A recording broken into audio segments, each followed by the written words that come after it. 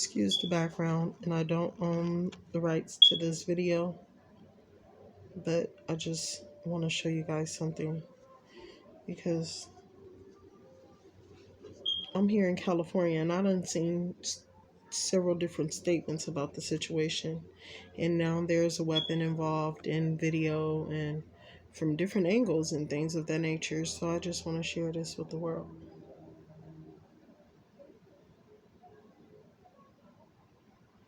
One of my Instagram friends posted this. So I'm just going to give my honest opinion.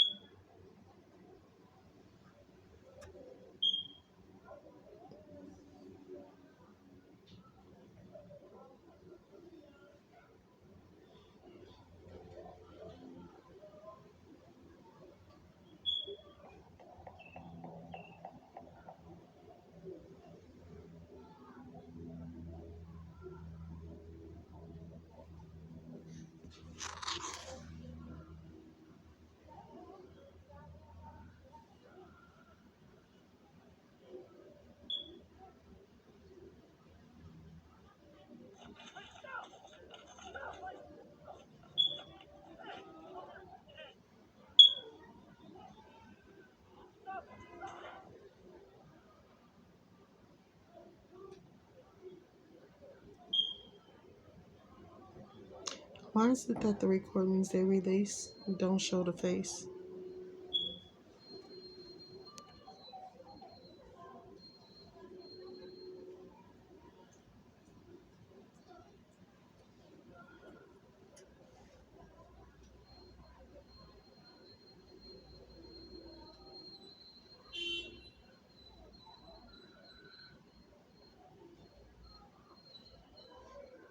As the outrage continues over the killing of Dante Wright in Minnesota, there's another police video, this one out of Oklahoma City, that is equally disturbing. And the added element here, the new wrinkle, is that it is an elderly woman, a 74-year-old woman, who is being arrested by Oklahoma City police. Now, this happened last summer. The video just came out because she has filed a lawsuit, but Ruby Jones was in her home when the police showed up saying they wanted to talk to her son. And Charles, we should say, what she said is, you need a warrant. Yeah, you need a warrant. And they never actually produced a warrant. They said they had one, but they never showed it to her, Ruby says.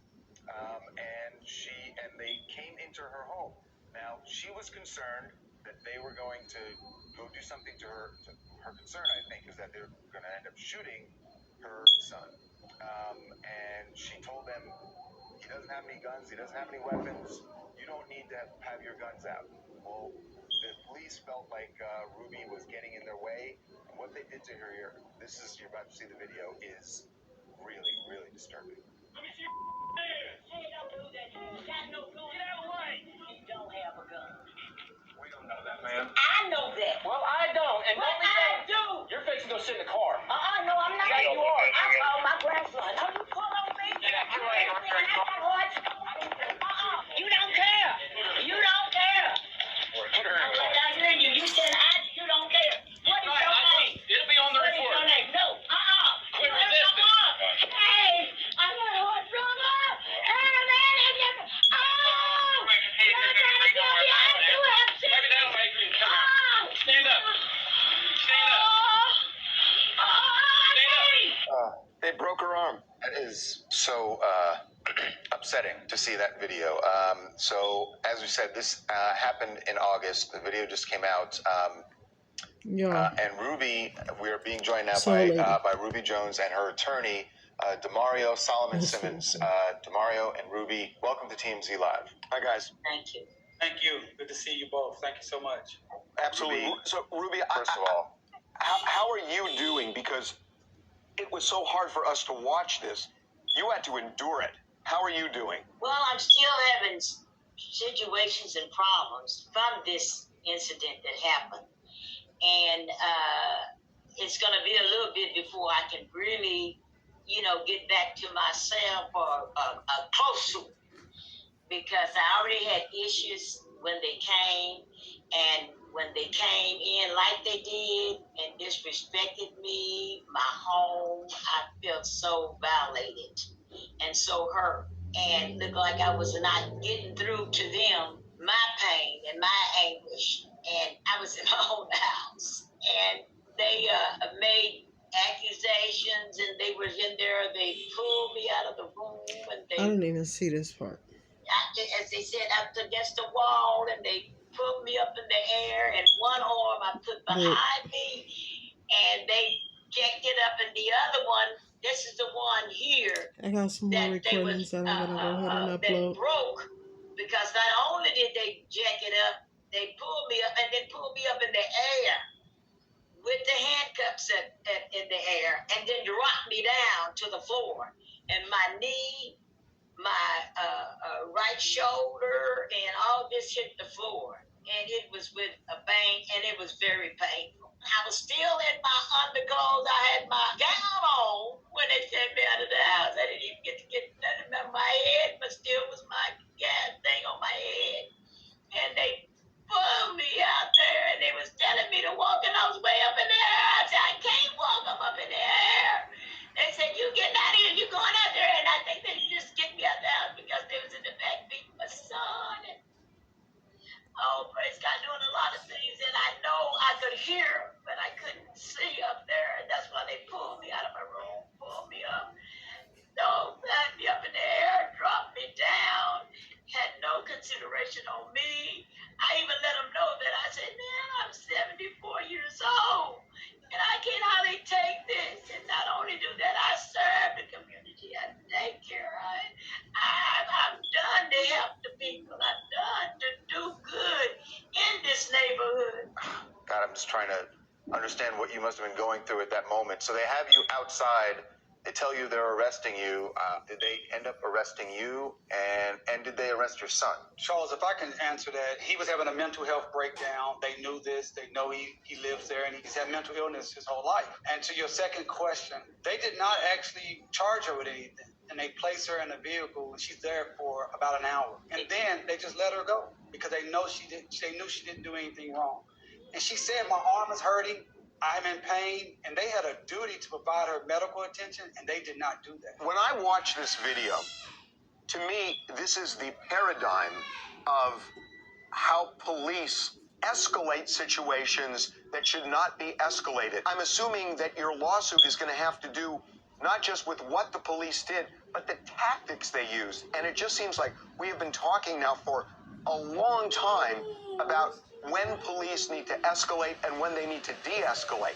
When you see an elderly woman answer the door and you treat her like a criminal and scream at her, it seems to me that is exactly what people have been talking about over the last year. Absolutely. It shows you, this week alone has shown us that it doesn't matter if you are having a fake $20 bill. It doesn't matter if you are in a Army uniform. It doesn't matter if you're an elderly person. If you have black skin, that is in and of itself something that police officers in America utilize as an excuse to escalate, to brutalize, and even kill. Ms. Jones, we've talked several times. She's so thankful to God that she has her life. And she's thankful to God that we believe that what she did, she saved the life maybe of her son by standing strong and saying, listen, he does not have a gun. She had a legitimate fear that her son's life was in danger. And if you can hear on the video, she's simply saying, he has a mental problem. He does not have a gun.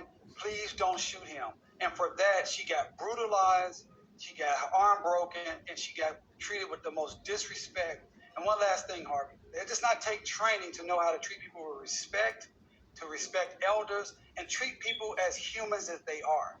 We know for a fact, if this was a white woman in a prominent white neighborhood, there's no way that would have happened. This happened several months after George Floyd's death. Was that on your mind when you saw the cops there? Because I know you were in fear there, but Yes. were you thinking of George Floyd when they were at your door? When they came to my door, I was thinking of just all the deaths that I have seen, since I've been here. And him being down there like that. And I saw him in the